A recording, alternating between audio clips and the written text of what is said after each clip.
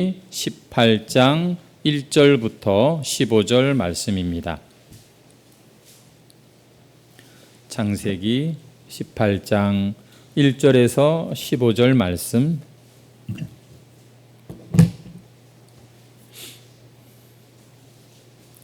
다 찾으신 줄 알고 우리 합독해서 함께 읽도록 하겠습니다.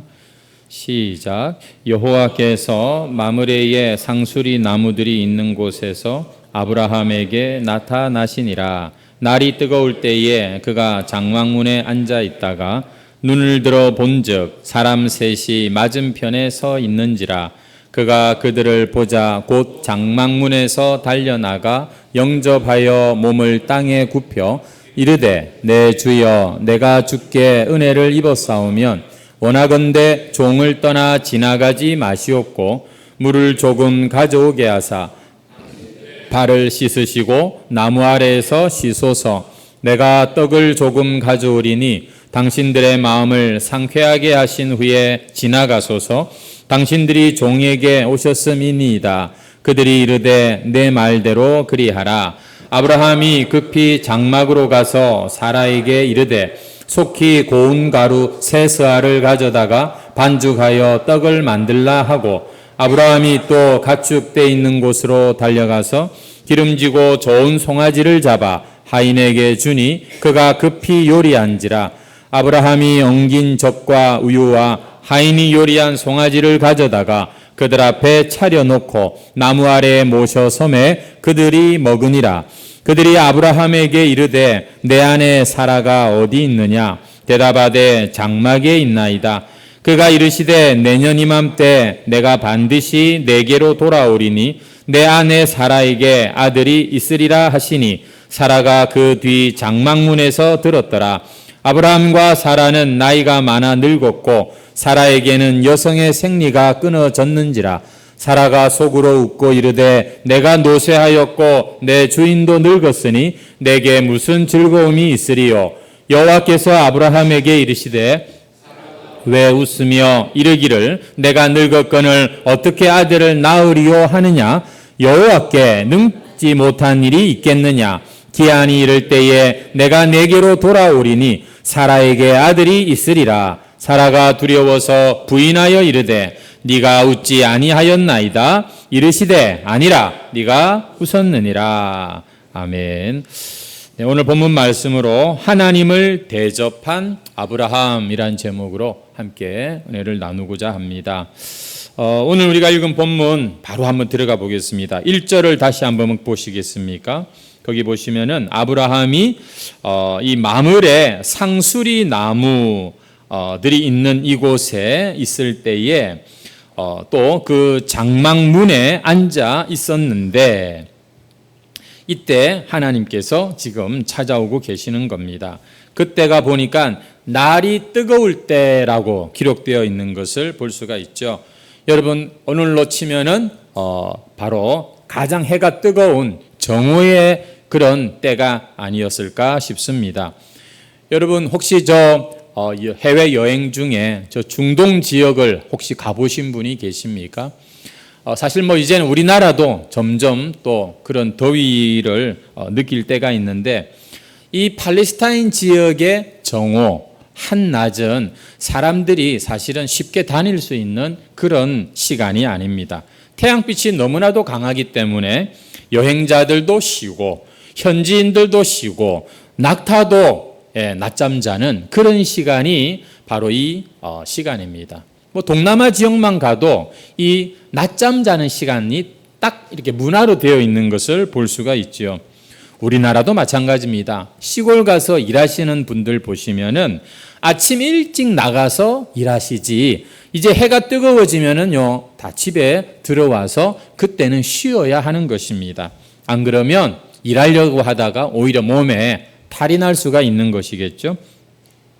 자, 하나님께서 아브라함에게 찾아오신 때가 언제냐 보니까 바로 그런 시간입니다. 가장 날이 뜨거울 때, 어쩌면 가장 지치고 피곤하고 짜증날 수 있는 그런 때 하나님께서 아브라함에게 찾아오고 계신 것입니다.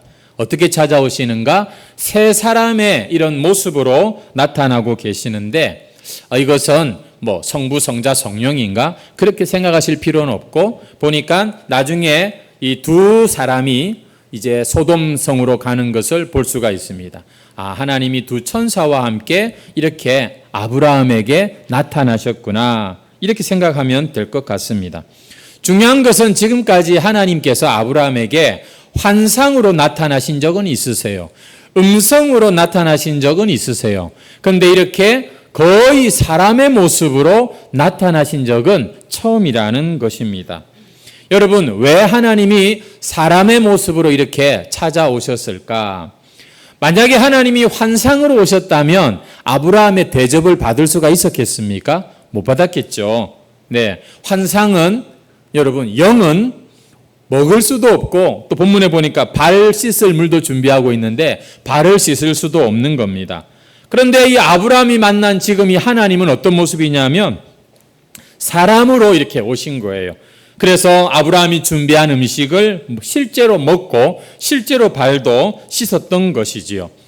여러분, 우리는 이것을 신학에서는 아주 좀 어려운 말로 비성육신적인 현현이다 이렇게 말을 합니다. 예수님이 인간의 몸으로 태어난 그 여자의 몸에서 잉태되어 아기로 출산한 완전한 사람으로 오신 성육신은 아니에요. 하지만 인간의 모습으로 이렇게 아브라함 자기 백성에게 찾아오고 계시는 이것은 사실은 장차 오실 성육신하실 예수님을 예표하는 것이지요. 그리고 그 의미는 또 우리에게 참 귀합니다. 하나님께서 이렇게 사람의 몸으로 아브라함에게 잠깐 내려오신 것은 단순히 내가 믿는 하나님이 저 멀리 저 하늘에 계신 그런 분이 아니라 지금 내 삶의 현장에 언제든지 오실 수 있는, 그뿐만 아니라 나와 함께 먹고 나와 함께 교제하는 이런 나눔을 원하시는 분이구나 하는 것을 보여주는 그런 의미라는 것입니다. 하나님이 아브라함이 그냥 말씀만 하셔도 되는데 굳이 이렇게 몸으로 오셔가지고서 그와 함께 식사하고 교제를 하고 계시는 것, 이게 하나님의 본심입니다. 진심이에요. 뭐죠? 이토록 우리와 여러분 함께 먹고 함께 나누고 교제하고 싶어 하신다는 겁니다. 누구든지 내 음성을 듣고 문을 열면 내가 그에게로 들어가 그와 더불어 먹고 그는 나로 더불어 먹으리라. 여러분, 하나님이 저 하늘 위에 계셔서 우리를 그냥 떡 내려다보시고 너 이렇게 하면 안 돼, 너 이렇게 해야 돼, 이렇게 하시는 그런 재판관이 아니라 우리의 시간 속에 우리의 삶 속에 찾아오셔서 더 알고 싶다, 더 사랑하고 싶다, 이렇게 성경은 구약이나 신약이나 우리에게 동일하게 하나님의 진심을 보여주고 있는 것이죠. 오늘 이 자리에 앉아 계신 분들 중에도 보면 하나님 한번 만나고 싶다, 하나님 한번 내가 참 깊이 교제하는 그런 사람이 되고 싶다, 한번 하나님 저한테도 한번 이렇게 보여주세요, 이런 소원을 가지신 분이 계시지 않습니까? 그런데 하나님이 더 원하고 계신다는 거예요.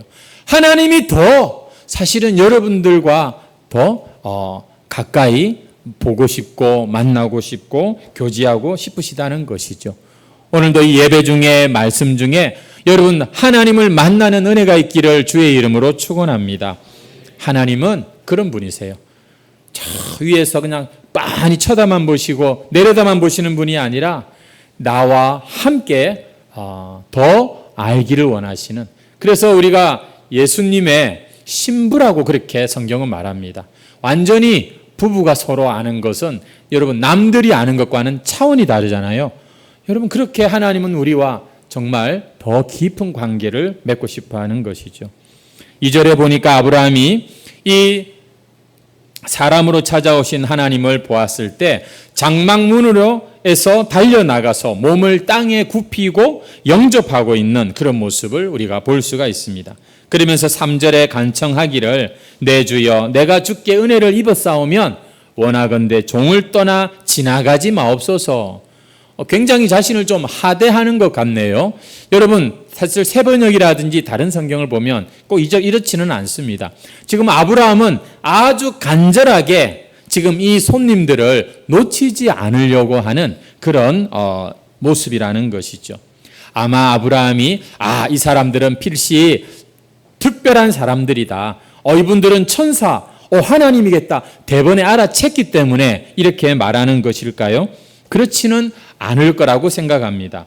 그저 이 떼약볕에 지나가는 나그네, 저렇게 그냥 가다가는 무슨 일이 생길지 모르는 그런 나그네로 보였을 겁니다. 여러분, 이들은 아브라함하고 지금 맨날 메시에 어디서 보자고 약속하고 찾아온 사람도 아니에요. 그런데 아브라함은 정말로 극진하게 이들을 대접하고 있습니다. 어쩌면 그의 마음에 뭔가 그냥 보낼 수 없는 그런 사람이라는 생각은 들었을 수도 있겠죠. 자, 여러분, 여기서 우리가 너무나도 중요한, 정말로 믿는 자들이라면 반드시 나타나야 되는 삶의 가장 중요한 특성, 환대, 호스피탈리티라고 하는 이 개념을 우리가 꼭 알아야 되겠습니다. 한번 따라하시죠. 환대, 대접. 여러분, 우리 믿는 자들에게 있어서 아주 아름다운 초대교회부터, 아브라함 때부터, 믿음의 조상이라고 하는 아브라함 때부터 하나님의 사람들에게서 나타나는 대단히 아름다운 문화가 있어요. 그게 뭐냐면은 손님을 대접하는 겁니다. 예나 지금이나 중동 문화에 이 나그네를 대접하는 게 굉장히 발달되어 있다고 해요. 우리나라도 손님을 대접하는 것을 잘하는 그런 민족입니다. 그런데 특별히 중동 지역에서는요, 나그네를 영접하는 것은 굉장히 그들에게는 생존과 직결되는 아주 각별한 문화라는 것이죠. 사막을 지나는데 물 한 모금이 얼마나 귀합니까? 여러분, 만약에 그가 지금 영접을 받고 그 장막 안으로 들어와서 그런 대접, 물 한 모금의 대접, 음식을 못 먹으면 죽을 수도 있는 게 그 환경 아니겠습니까? 물론 아브라함은 그러한 풍습 때문에 그렇게 했을 수도 있다 보겠지만, 우리는 지금 믿음의 조상 아브라함을 보고 있잖아요.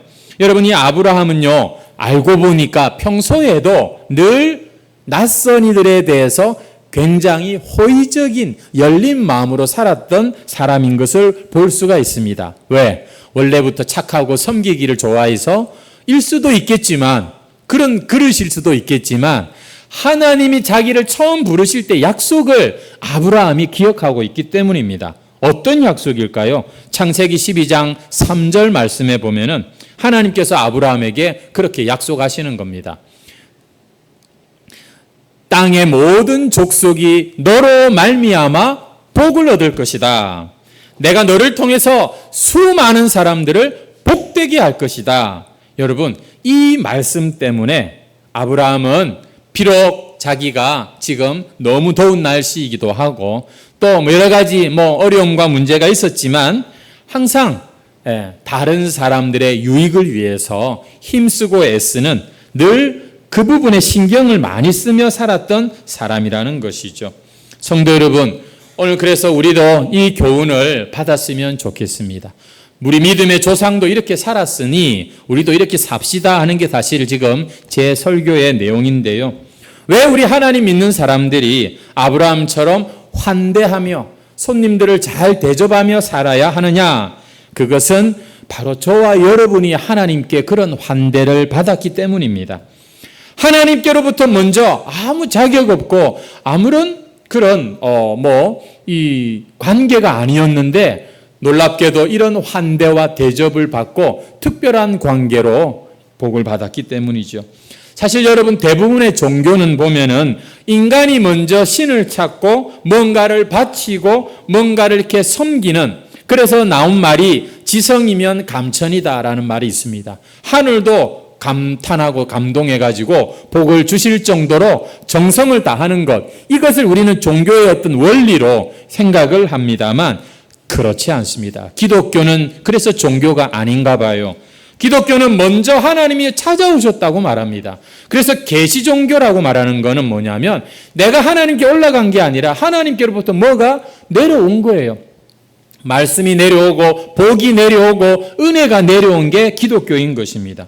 먼저 오셔서 우리에게 호의를 베풀어 주시고 용납해 주시고 그리고는 심지어 자격도 없는데 복까지 주시고 그래서 그 하나님의 복을 받으니 여러분 자연스럽게 그 복이 또 나를 통해서 다른 사람들에게 흘러가는 것. 이게 아브라함의 축복이었고 모든 여러분 아브라함의 자손들 믿음의 사람들의 축복 이 약속이고 축복이 되는 겁니다. 오늘 그래서 그렇더라고요. 많이 받은 사람이 또 많이 참 은혜를 경험한 사람들이 보면 다른 사람들에게도 많이 베풀고 섬기고 사랑하는 것을 볼 수가 있는 것이죠. 그래서 여러분 초대교회 때부터 우리가 성경을 보니까 이 손님 대접하는 것을 아주 교회의 중요한 문화로 생각하는 것을 볼 수 있습니다. 우리 히브리서 13장 2절 말씀에 보시면은 손님 대접하기를 잊지 말라. 이로써 부지 중에 천사들을 대접한 이들도 있었느니라. 누굽니까? 대표적으로 바로 지금 이 아브라함 또 소돔에서 두 천사를 영접해서 여러분 참 목숨을 구원한 롯 같은 사람. 보니까 우리 이 믿음의 조상들은 이 손님 대접하는 것이 이 굉장히 중요한 것이었다. 디모데전서 3장 2절에 보면은 교회의 지도자가 될 사람들 그러므로 감독은 책망할 것이 없으며 한 아내의 남편이 되며 절제하며 신중하며 단정하며 나그네를 대접하며 가르치기를 잘하라. 오늘날 목사들이 혹은 또 오늘날 교회의 지도자들이 이런 모습이 있어야 되는데 그중에 분명한 한 가지 조건으로 대접을 잘하는 자여야 한다. 그렇게 말하고 있습니다. 마지막 시대의 성도들의 깨어있는 모습 오늘 우리가 말세라고 하지 않습니까? 베드로전서 4장 7절에 보면은 만물의 마지막이 가까웠으니 그러므로 너희는 정신을 차리고 근신하여 제일 먼저 기도하라. 말세가 될수록 깨어서 기도하라. 그러면서 8절에 무엇보다도 뜨겁게 서로 사랑하라. 근데 사랑은 어떻게 하는 거냐? 다른 사람의 허물을 덮어줘라. 용납해라. 이게 사랑이다. 가르치고 계십니다. 그러면서 9절에 서로 대접하기를 원망 없이 해라. 왜 원망이라는 말이 들어가냐면 이건 너무나 우리가 교회로서 성도로서 우리가 마땅히 해야 되는데 나는 이래서 힘들고 저래서 못하겠고 이런 소리 하지 말고 계속해서 이 서로 대접하는 것을 이어가라. 이것이 하나님 나라 문화이고 교회의 문화다라고 말합니다. 그러면서 10절 마지막에 각각 은사를 받은 대로 하나님의 여러 가지 은혜를 맡은 선한 청지기 같이 서로 봉사하라. 이게 마지막 때를 살아가는 깨어있는 성도들의 모습이다. 기도하라, 사랑하라, 대접하라, 봉사하라. 여러분 그래서 구원받은 자라면 반드시 생활 속에 나타나는 아름다운 증거들이 있는데 로마서 12장 13절 성도들의 쓸 것을 공급하며 손 대접하기. 손 대접은 뭐 발 대접, 손 대접이 아니라 손님 대접하기를 힘쓰라 하는 말입니다. 그러니까 나는 뭐가 힘들고 어려워서 그냥 딱 그냥 마음의 문, 집문 딱 닫고 살고 싶은데 하나님의 백성들은 그렇게 살면 안 되고 계속해서 낯선 이들 그리고 또 집에 오는 손님들이 많아야 되고 계속해서 그런 모습으로 자꾸 고립되지 마라. 혼자서 뭔가 이렇게 잊지 말고 자꾸 베풀고 나누어 주면서 더 그렇게 살아야 된다. 여러분 우리가 사랑 교회 와서 그런 얘기 많이 하는데 결국 사랑이 뭐냐면 사랑한다는 것은 우리가 마음을 열고 어쨌거나 먼저 다가가야 사랑을 하든 말든 할 것입니다. 오늘 이렇게 사랑으로 이웃을 대접하는 환대하는 것이 바로 하나님을 사랑하고 이웃을 사랑하는 이 하나님의 말씀을 지키는 가장 대표적인 모습이에요. 율법의 완성은 뭐라고 그러죠? 사랑인데 그 사랑을 막연하게 설교 시간에나 듣는 사랑이 아니라 직접 내가 필요를 채워주고 대접을 하는 것이 바로 하나님의 말씀을 지키는 모습이다 하는 것이죠. 사실 당시 아브라함에게는요 남을 돌아볼 여유가 없었던 사람입니다. 여전히 아브라함의 가정 안에는 아직 하나님의 약속이 아직 이루어지지 않은 상태로 있었죠. 지금 자기 나이는 99세가 되었는데 아직도 하나님의 약속하신 뭐예요? 아들이 여러분 주어지지 않았다는 건 이 뭘 말합니까? 하나님의 약속도 부도날 수 있구나. 하나님의 약속도 이게 취소가 될 수 있구나. 그걸 보여주는 증거 아닙니까? 그래서 하나님의 약속을 받기는 받았지만 인간적인 방법으로 아브라함도 자기 어떤 차선책을 딱 준비를 해놨잖아요. 그게 뭐죠? 이스마엘. 약속에 참 사라에게서는 나지 못했지만 그래도 뭐 내 자식 아닙니까? 이러면서 여러분 자기만의 방법을 가지고 있었던 겁니다. 근데 하나님이 그걸 허락을 안 하시는 거예요. 아니다. 네 안에 사라에게서 난 자여야 된다. 여러분 그렇습니다. 지금 아브라함에게 있어서 지금 그 마음과 상황은 여러분 이 약속의 아들을 얻지 못했다는 그것 때문에 사실은 덮고 그냥 넘어갈 수 있습니다. 그냥 오래된 그 상처와 아픔 정도로 생각하고 이제는 그 얘기는 꺼내지도 마 이러면서 그냥 이미 있는 대로 그냥 열심히 살면 되지. 여러분 그런 상황에 아브라함이 있었다는 거예요. 그러면은 보통 사람 같으면 나도 안 되는 건 안 되더라. 나도 힘들고 나도 지금 너무 어려워. 그런데 내가 누구를 도우란 말이냐. 난 지금 말씀대로 살 힘이 없는 사람이야 하면서 모른 척 했을 수도 있어요. 그런데 이 아브라함이 보니까 마치 기다렸다는지 벌떡 일어나가지고 가서 그 손님들을 영접하고 있는 모습을 보게 됩니다. 여러분 오늘 우리가 하나님을 만나고 싶다면 제가 만나는 비결을 하나 가르쳐 드릴게요. 내가 지금 아무리 바쁘고 여전히 문제가 해결되지 못했음에도 불구하고 다른 사람을 도와줄 때, 다른 사람의 필요를 내가 알았을 때 그것을 그냥 지나가지 않을 때, 내 코가 석자지만 다른 사람의 도움과 필요를 지나치지 않고 도와줄 때, 여러분 그때 그들은 하나님이 보낸 사람이 되는 겁니다. 여러분 그때 그곳은 하나님이 주목하시는 곳이 되는 거예요. 나는요 내 문제가 좀 해결되고 직장 문제, 건강 문제, 자녀 문제 다 해결되고 난 뒤에 여유가 좀 생기면 그때 목사님 열심히 하겠습니다 라고 말한 사람 치고 제가 열심히 하는 사람 본 적이 없는 것 같아요. 왜냐? 몸에 병이 나으면 이번에는 가족이 아파요. 가족이 좀 이제 살만하다 싶으면 그 다음 또 갑자기 직장에 일이 많아지고 인생의 문제는 끝나는 법이 없는 것입니다. 그렇기 때문에 여러분 우리가 뭔가를 순종하고 뭔가 내가 정말 하나님께서 기뻐하시는 일을 한다는 것은 내 조건과 내 형편을 봐가지고서는 여러분 할 수 있는 게 아니에요. 여전히 내 안에는 풀리지 않는 문제가 있고 해결되지 않은 그런 어려움이 있습니다만 그러나 하나님께서 내 인생 약속대로 해주실 줄 믿고 우리는 계속해서 환대와 섬김으로 다른 사람들에게 열린 태도로 나아갈 때 하나님과 우리 사이도 막히지 않는 거예요. 하나님의 그 풍성함이 우리에게 여러분 더 넘쳐나게 되는 것입니다. 아브라함이 오늘 보니까 이 손님들을 대접하는데 6절에 보시면 고운 가루 세스아로 떡을 만들라고 합니다. 세스아는요 한 20리터 정도 되는 엄청난 양이에요. 그리고 가축대에서 7절에 보니까 가장 기름지고 좋은 송아지를 잡아와서 요리를 하는 것을 볼 수 있습니다. 당시 가축은 오늘날 현금이지요. 그냥 양 한 마리 잡아도 되는데 굳이 가장 좋은 송아지를 잡습니다. 요즘 사람들이 잘 하는 말이 인풋 대비 아웃풋.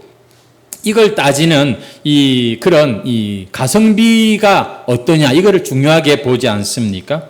내가 이 사람을 만나는데 이 사람에게서 그러면 나는 뭘 얻게 되지? 이런 계산이 아주 팍팍 돌아가는 현대인들입니다. 하지만 하나님을 믿는 사람, 하나님에게 무조건적인 은혜를 받았고 또 하나님께로부터 그런 긍휼하심과 도우심을 기대하고 사는 사람이라면 여러분 우리도 가성비를 가지고 인간관계를 따져서는 안 되는 겁니다. 세상은 돈 많은 사람을 부자라고 하잖아요. 하지만 진짜 부자는 이 관계 자본이 많은 사람들이에요. 다시 말해서 그냥 지나칠 수도 있는 그런 인연을 깊은 관계로 만들 줄 아는 이런 사람들이 그 인생이 보면 풍요롭습니다. 그 인생에 보면 참 누리는 복들이 많은 것이죠. 생각해 보면 그렇더라고요. 내가 세상을 살아가는데 이 모든 축복이 사람을 통해서 주어지더라고요. 하나님이 보내주신 사람, 하나님이 곁에 두신 사람을 통해서 우리는 기쁨도 또 참 행복함도 더욱더 느끼게 되는 것이죠. 아브라함이 보니까 내가 얼마를 투자해서 얼마를 남길 수 있느냐 이런 계산이 아니라 나는 이미 하나님께 축복의 통로, 복의 근원이라고 하는 그런 복덩어리로 내가 부름을 받았으니 내가 끊임없이 사람들에게 복을 주고 베풀어 주고 나누어 주는 이런 일을 당연히 해야지. 그게 아브라함의 믿음이었던 것이죠. 비록 자기 코는 석자였지만 그래도 그 부르신 자리에서 그는 그렇게 감동이 들었을 때 행동으로 옮겼다는 것입니다. 뿐만 아니라 8절에 보시면은 그들이 음식을 먹는 동안 나무 아래에서 모셔서 이렇게 딱 섰다라고 기록되어 있는 모습. 무슨 말이냐면 지금 100살이 다 된 노인이 지금 손님들이 음식을 드시는데 옆에 시중을 들고 있는 그런 모습인 겁니다. 자기한테도 종들이 있는데 본인이 직접 그렇게 겸손하게 섬기고 있는 이런 모습. 간혹씩 보면 교회마다 그런 이야기들을 하시는 분들이 있더라고요. 아주 세상에서는 유력한 자인데 교회 와가지고서는 안내를 하고 주보를 하고 청소를 하고 기꺼이 이렇게 설거지를 하는 여러분 이런 모습. 이게 여러분 세상에서는 보기 어려운 교회의 그런 참 아름다운 문화요 모습이겠죠. 이렇게 우리가 인생을 여러분 하나님 앞에서 사람들 앞에서 겸손하게 서 있을 때 하나님께서는 우리의 영적 수준과 또 그 영광을 높여주신다. 이것이 여러분 성경이 우리에게 약속하는 그런 하나님의 약속인 것입니다. 100살 다 된 아브라함이 지금 이렇게 허리를 굽히고 서 있는 모습, 세상 사람들은 그거를 부끄럽다고 말합니다. 하지만 교회 다니는 사람들은 그 모습을 하나님 나라 관점에서 보기 때문에 여러분 섬기는 자가 큰 자거든요. 여러분 천국은 결국에 가면은 그런 왜 우리가 우스개 얘기도 하지 않습니까? 숟가락이 하도 길어가지고 서로 막 떠먹여줘야 된다고. 천국은 정말 여러분 섬기는 모습이 아주 완벽한 그런 곳일 것입니다. 오늘 이 말씀을 우리가 참 통해서 다시 한번 어쩌면 하나님의 그런 불같은 능력이 나에게 와서 내가 문제를 해결하고 답을 찾고 이런 것은 아닐지라도 오늘 여러분이 하나님의 말씀의 원리를 가지고서 우리가 살아갈 때 성도 여러분 하나님의 약속은 반드시 여러분에게서 이루어집니다.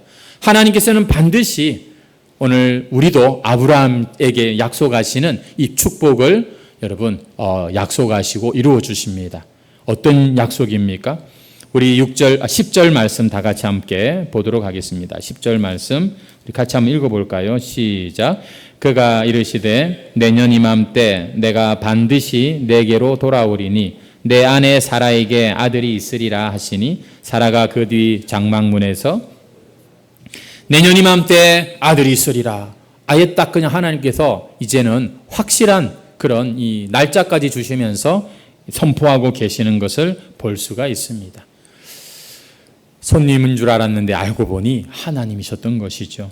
근데 이때 사라가 보니까 속으로 웃고 있습니다. 12절을 한번 보시겠습니까? 사라가 속으로 웃고 이르되 내가 노쇠하였고 내 주인도 늙었으니 내게 무슨 즐거움이 있으리요. 내게 무슨 즐거움이 있으리요. 여러분 지금 이거는요 자기의 그 수준을 정확하게 이해하는 겁니다. 자기 주제를 아는 모습이에요. 아주 상식적으로 지금 이 바른 생각을 하고 있습니다.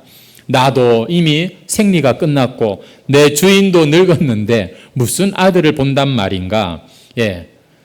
그러면서 내게 무슨 즐거움이 있으리요. 여러분 그때 하나님께서 13절 14절에 그냥 넘어가시지 않습니다. 뭐라고 말씀하십니까? 왜 사라가 웃으며 이르기를 내가 늙었거늘 어떻게 아들을 낳으리요 하느냐? 여호와께 능하지 못한 일이 있겠느냐? 이렇게 하나님께서 그 웃음을 짚고 계시는 것을 볼 수가 있는 것입니다. 15절에 사라가 자기는 웃지 않았다고 부인을 했지만 하나님께서는 아니라 네가 웃었다 이렇게 말씀하고 계시면서 오늘 본문이 이렇게 끝이 나고 있습니다. 우리는 사실 이 겉과 속이 다른 것을 남들이 잘 모를 거라고 생각을 합니다. 그래요. 사람은 속을 수가 있습니다. 10길 물속은 알아도 한 길 사람 속은 모르는 게 우리 인생이니까요. 하지만 하나님은 어떤 분이시냐면은 하나님은 겉과 속이 없는 분이십니다. 우리의 생각이 바로 그분에게 들리는 것이고 우리의 마음이 바로 그분 앞에 그대로 느껴지는 그런 하나님이시죠. 그래서 우리는 하나님 앞에 정직해야 하는 것입니다.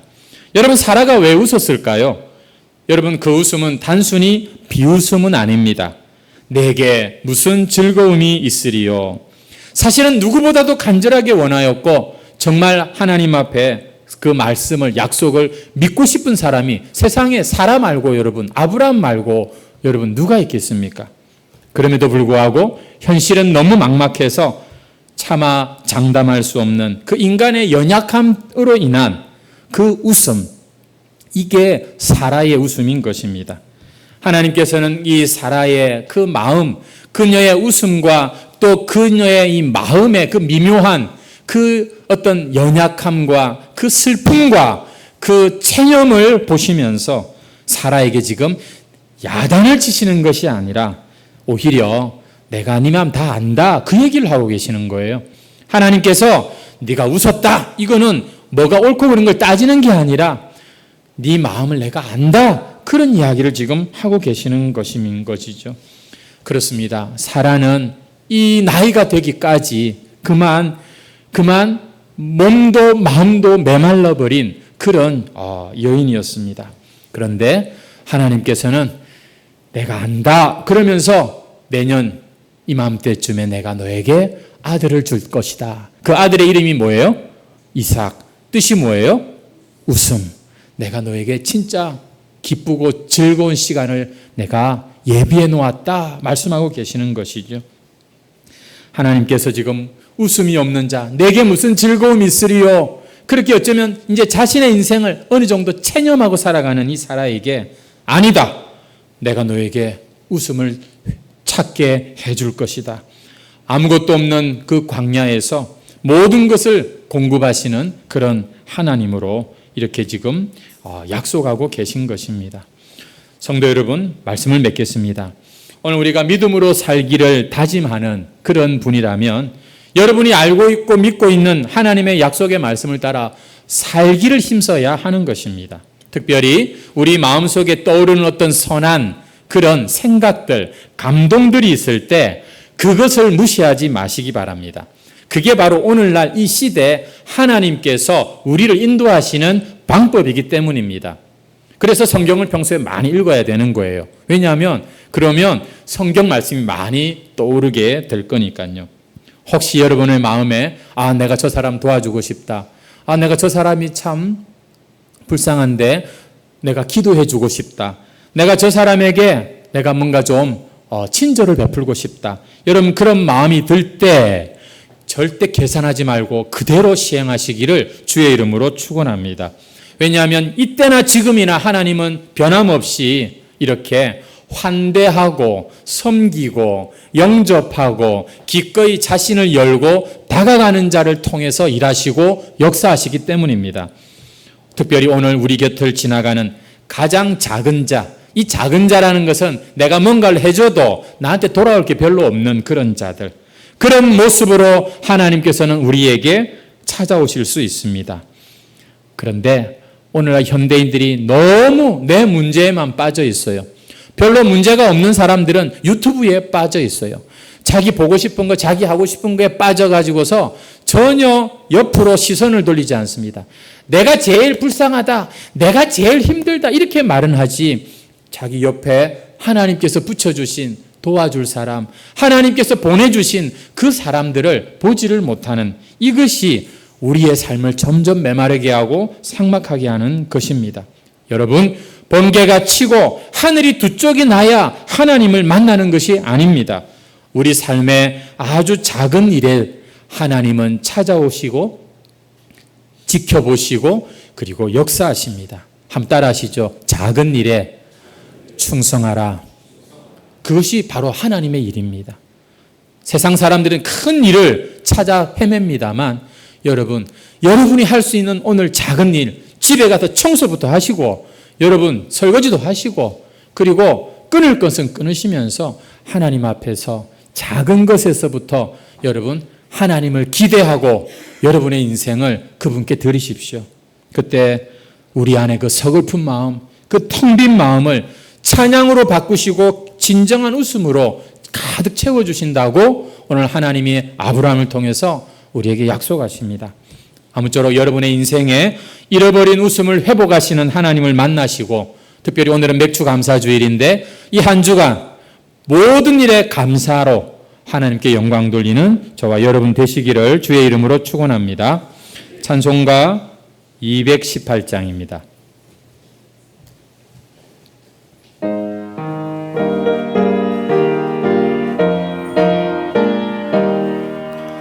내 마음과 정성을 다하여서 주 너의 하나님을 사랑하라.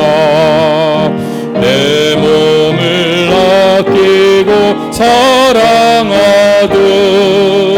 형제와 이웃을 사랑하라. 주께서 우리에게 명하시니 그 명령 따라서 살아가리. 널 미워해치는 원수라도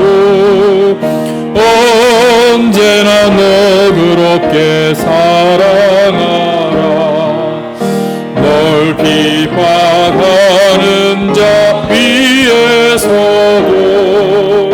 신실한 마음으로 복을 빌라. 주께서 우리에게 명하시니 그 명령 따라서 살아가리. 나 항상 주님을 멀리하고 형제를 사랑하지 못하였다. 이러한 죄인을 사랑하사 주께서 몸버려 죽으셨다. 석회의 큰 사랑 얻은 이모 내 생명 다 바쳐 충성하리. 아멘. 우리 이 시간에는 한